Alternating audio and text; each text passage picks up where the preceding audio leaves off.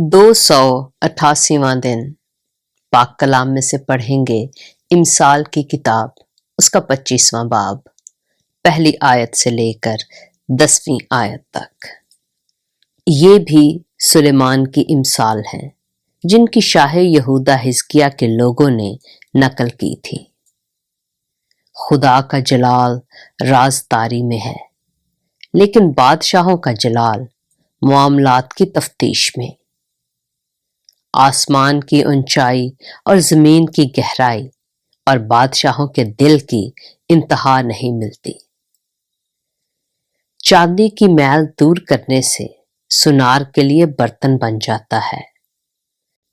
شریروں کو بادشاہ کے حضور سے دور کرنے سے اس کا تخت صداقت پر قائم ہو جائے گا۔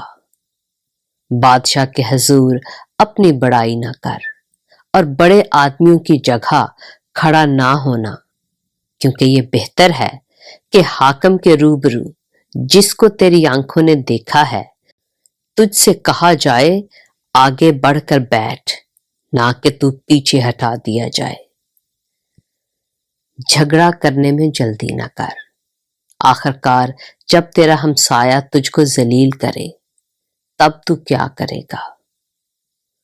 تو ہمسایہ کے ساتھ اپنے دعویٰ کا چرچا کر، لیکن کسی دوسرے کا راز فاش نہ کر، مبادا جو کوئی اسے سنے تجھے رسوا کرے اور تیری بدنامی ہوتی رہے۔ پاک کلام کے پڑھے اور سنے جانے پر خداوند کی برکت ہو۔